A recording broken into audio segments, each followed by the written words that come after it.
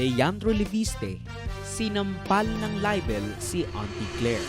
What do you get when at first sight, you seemingly used your connections dahil tulad ni Kiko Barsaga, isa ka ring nepo baby at a larger scale kasi nanay mo senador. After some arguments and debates, finally yung franchise ng Solar para sa Bayan na-approve na rin po. So, did you convince your colleagues to vote for the approval ng franchise, ma'am, o hindi ko kayo nakialam pagdating doon? As you know, I abstained. That is my son's company, of which I'm not an owner. And in the words of the sponsor, it is a social justice legislation. I think it's, but I abstained out of delicadeza because it's owned by my son, a 25-year-old entrepreneur. Tatay mo naging gobernador, basically nakatira ang inyong family tree sa politika. Tapos, nagamit mo yung prangkisa na binigay sa'yo ng gobyerno sa pagpapayaman to the point na instant billionaire ka matapos umalis sa isang Ivy League school dahil sa hindi kumpirmadong dahilan. Frankly, I think there's no more public interest as regards this topic, and the public, I think, would want to know more about the flood control investigations, where, if I'm not mistaken, there were supposed to be many big fish that would be spending Christmas in jail. Yeah, but this was also a very hot topic, Congressman, and you do know that. I understand that we can talk about that too, but from what I know and from where I'm sitting, they are saying that a franchise was granted to you through Solar para sa Bayan, and that if you had divested or as just simply divested, it needed the nod of Congress to be.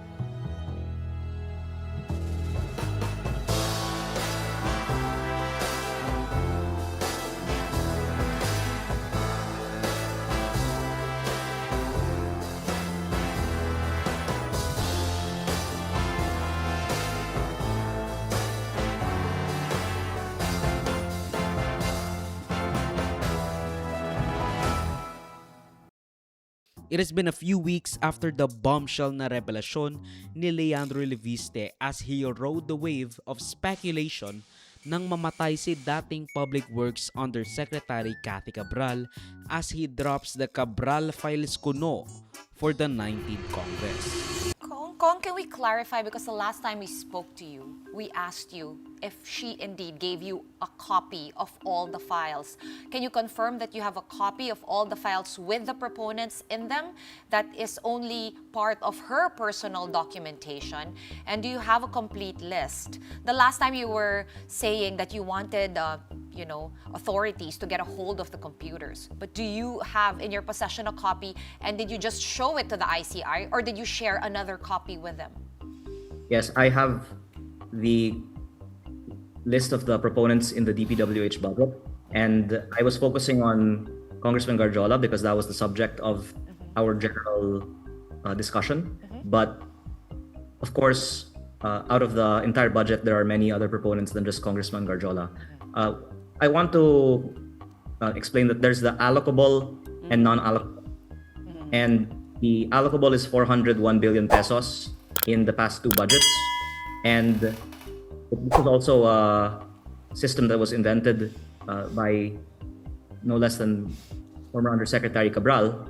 And the non-allocable outside of this 401 billion pesos are projects that cannot immediately be identifiably from a proponent, if not for the internal files of the DPWH. And that's, I think, why it's important that the information of former Undersecretary Cabral be released, because there's so much public fascination on who are the proponents of DPWH projects.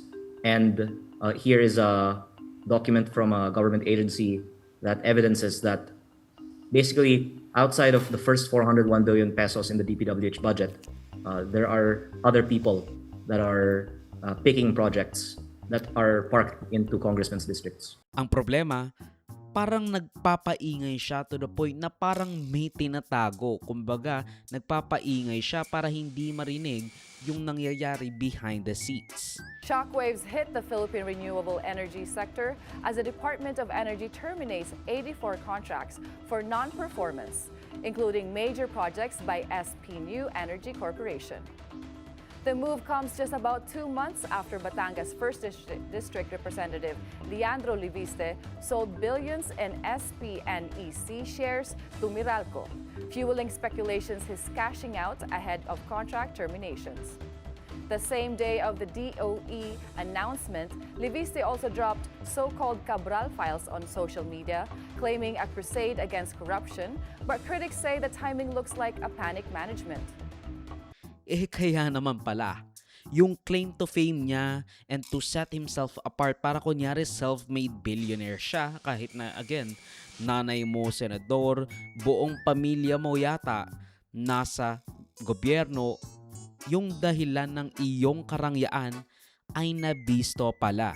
Binenta ni Leviste/SPPHI na pagmamay-ari niya ang shares ng dati niyang pagmamay-ari na SPNEC sa Meralco worth around 18 billion pesos. Very clean. I have actually no longer day-to-day involvement in any of these solar power businesses. And the reason I entered politics was that I sold control of it to Meralco in December of 2023. And since then, have been focusing on my job as a congressman. Ito pong SPNEC na parang subsidiary po ng mother company nga na Solar Corporation ay ibinenta niyo po sa MGen or the Meralco Power Generation Corporation, I believe, back in, I think, 2023. At what cost? Because I'm seeing two amounts here. Is it 22 billion or 34 billion, Congressman? The investment was in primary and secondary shares. With the primary shares, new shares are issued, so it doesn't go into my pocket, it goes into the company for the development of the project, which had since gotten foreign investment and bank financing with the president groundbreaking it in 2024. And the shares that I sold to Meralco are what I think various figures were quoted in public, but amount to around 18.2 billion. Okay. So there was 15.7 billion invested as primary by Meralco into the company, and 18.2 or so billion that went to me for my existing shares. In other words, ang kinita niyo po individually para po sa inyo, for you personally, was 18.2 billion. Or by Solar Philippines Power Project Holdings, Inc. Tapos may isa pa siyang kumpanyang solar para sa Bayan Corporations o SPABC, tama ba yun? Hindi ko alam, na nakakuha ng 25 taong prangkisa nung senador ang nanay niya despite detractions dahil lahat, from generation to distribution, sila ang magbibigay. Parang sa kanya lang mapupunta. Sinasabi nila bakit ganon? Lahat ng nasa supply chain from the start to finish, pinagbigyan si Liviste.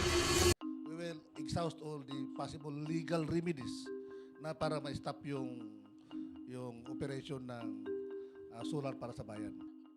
It was granted super franchise, that's what we call them, super franchise, yung generation, transmission, distribution, supply. Pero mo, in one, kumbaga, sama-sama sa isa. Kami, being the distribution utilities, doon lang kami. But sa Solar Bayan, sinakop nila lahat. Yes, we've been praying for that. Sana mabito at para mapag-aralan natin gusto at this time sana ma-involve kami. Kasi for the longest time hindi kami nasasama sa sa deliberation niyan and hindi kami na-invite. We are not totally against of the Solar para sa Bayan Corporation. But what we are trying to say na sana dumaan ito ng due process at saka napabigyan ang mga players to participate on this bill. Pero ang nangyari, this was railroaded. Pagmamayari niya pa rin kasi ang Solar Philippines Power Project Holdings Incorporated na nagmamayari naman ng Solar Philippines na pinatawan ng Department of Energy ng 24 billion pesos in fines. Dahil isipin mo yon, ang pinangako nila 12,000 megawatts tapos ang nagawa lang ng kumpanya ay 174 megawatts. Less than 1.5% ng pinangako nila para sa mga remote at underprivileged areas. Department of Energy, Secretary Garin was saying that there is a penalty of about 24 or 26 billion pesos because one of your companies supposedly did not fulfill its commitment of so many, I think 12,000, would that be, I think it's 12,000 megawatts of electricity. Which one is this, sir? Which company of yours? Because there are three. There's Solar Philippines, there's SPNEC that you're still a shareholder because of Solar Philippines, and then there is Solar Para sa Bayan. Ito pong sinasabi ni Energy Secretary Garin that she canceled 17,000 megawatts from service firms, including 12,000 from Solar Philippines. That would be the mother company. Unang-una po, napakataas ang aking respeto para kay Secretary Garin at ginagalang ko po siya, kaya ayaw ko pong sumagot directly tungkol sa kanyang mga pahayag dito sa isang media interview. Ako po ay pwedeng magbigay ng opisyal na pagkahayag tungkol dito sa tamang forum, pero I will answer your question generally, which is that I have shares in Solar Philippines, which has shares in SPNEC, which I am not involved in the day-to-day of, and I can leave it to the company involved to answer as appropriate regarding its communications with the DOE.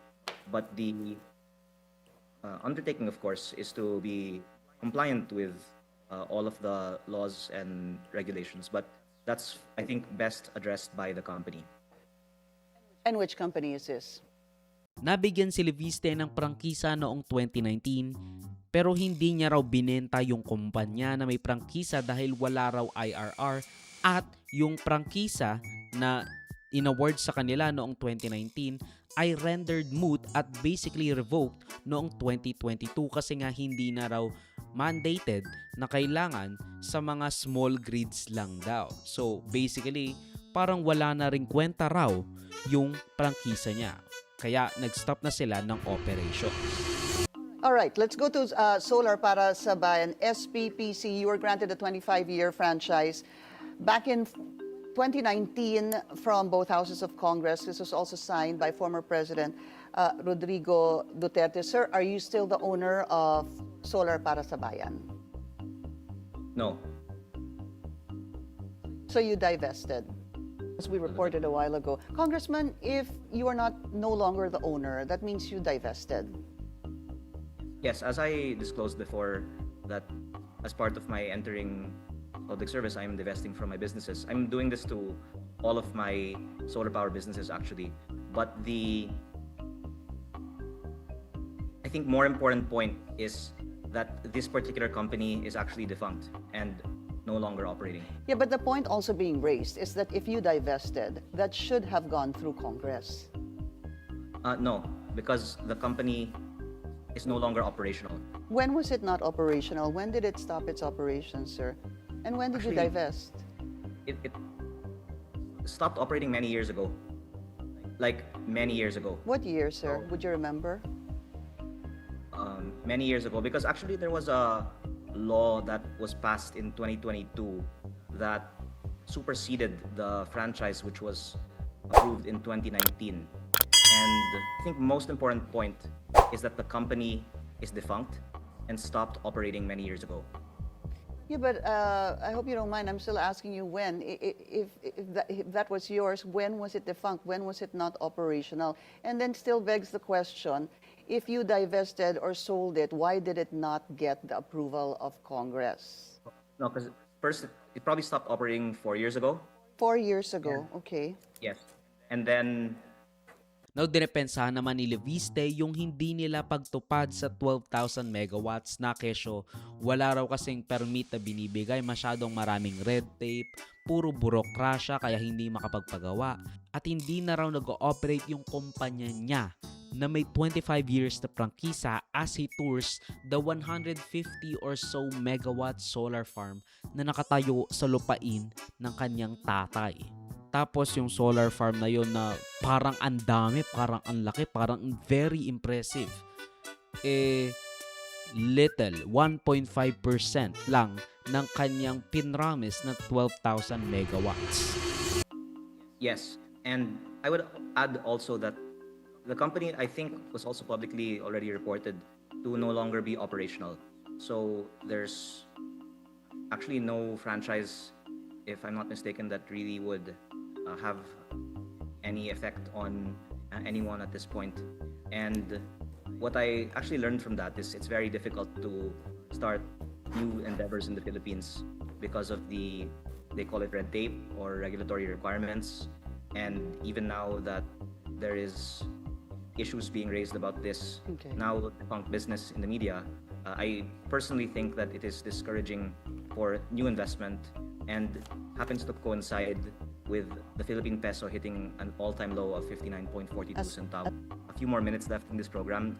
Could I just Just one last question, sir. Oh, okay, we'll go there. If it wasn't successful, how was it viable? Who bought it, and how did that make it viable? If it was not successful, No, it just closed down. oh, it just so okay. So So for you, if it matters to the public, I lost a lot of money on that business because I wanted to help unserved, underserved, and commercially unviable areas, and it was legally questioned because the local providers did not want to lose their business, and I then shifted to the more viable utility scale grid connected developments. So you closed it down. You did not divest. Would that be the right way to understand it, sir? That is the essential point, that I closed it down. But the I think more important point to the public is the following. If I can Go ahead, now sir. have my time. Congressman, go ahead, please. Thank you, Ms. Pinky.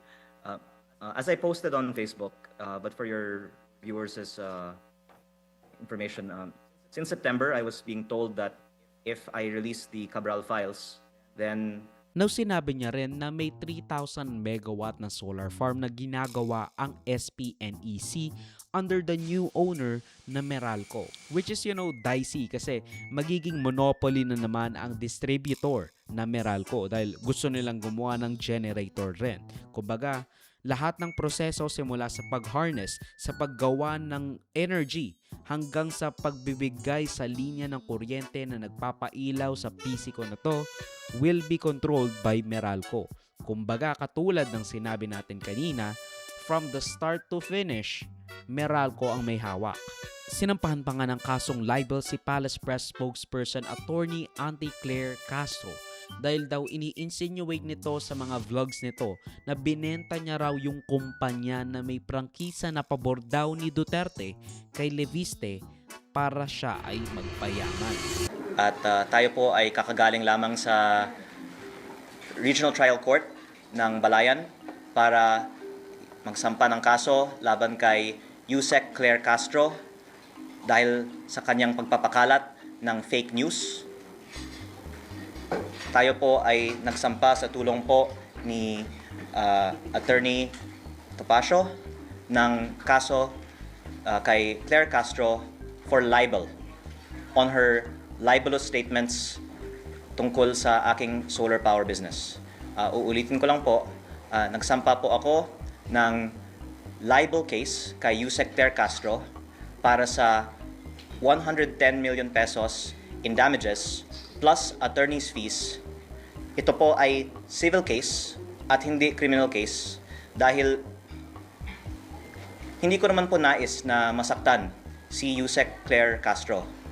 Nais ko lang pong depensahan ang pangalan ko dahil sa kanyang pagpapakalat ng fake news tungkol sa akin.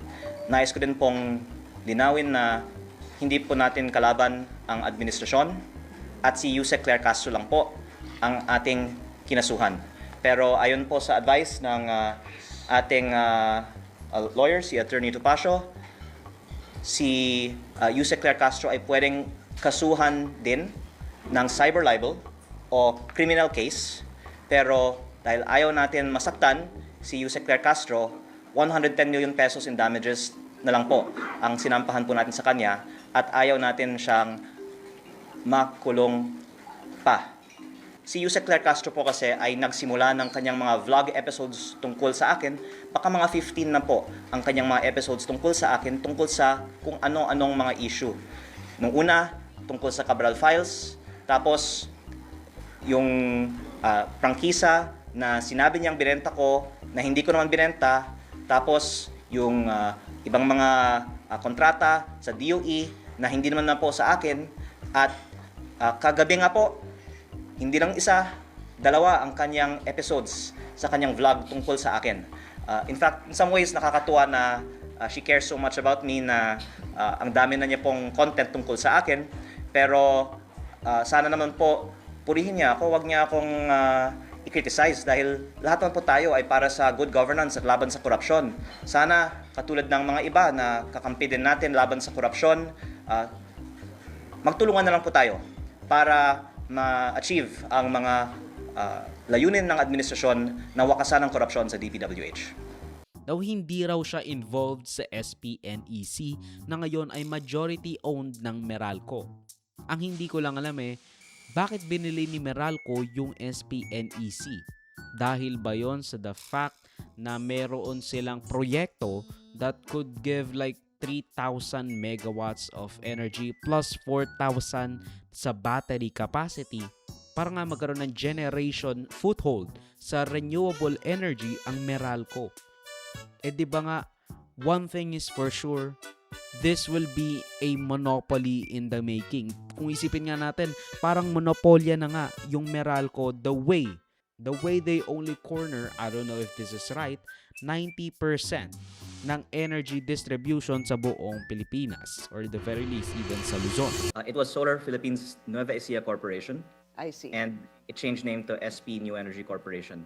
And for your viewers who are not followers of the Philippine Stock Exchange, the main use of proceeds of the listings of the company were acquisition of land, and the main thing that Meralco paid for at the price that it did was around 3,000 hectares of land in the company. Okay. So bakit ba magiging masama na magiging monopolya ang Meralco? Hindi ba maganda yun na iisa lang ang taga-supply natin ng kuryente para hindi pa iba-iba? Well, ang problema kasi kapag naging monopolya ang isang industriya, lalo na sa utilities, walang choice ang tao kung sino ang magbibigay sa kanila ng kuryente. Tignan mo nga yun sa Prime Water. Kahit na gusto ng tao Maynilad o Manila Waters or something like that, hindi nila kaya kasi nga Prime Water na ang may agreement doon sa gobyerno sa LGU nila. Kung hindi maganda yung serbisyo ng Prime Water sa inyong LGU, wala kang magagawa kasi sila lang ang pwede doon. Kaya kahit na bumaba yung presyo ng generation cost nila, hindi nila ibababa yun or hindi sila obligado na ibaba yun. Kasi nga sila na may hawak ng generation. Wala rin tayong magagawa kapag tinaas nila yung presyo kasi sila lang naman yung pwede nating pagkuhanan. Now of course, sasabihin nyo merong safeguards yung mga ganyan. But is it really enough yung mga safeguards na yon para protektahan ng tao sa patuloy na pagtaas ng kuryente at ng mga utility services na wala tayong choice kundi tanggapin na lang? Ang video clip na ito ay galing sa aking series ng News sa Verdi Recap.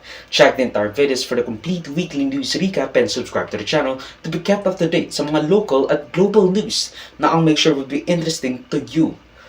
Particularly you, whatever your name is. Hindi ko alam, sorry. Salamat sa panonood mga ka-farmy. Like, subscribe, follow me like sa socials and avoid Joseph that will be linked down below. So, susunod of course. Paalam.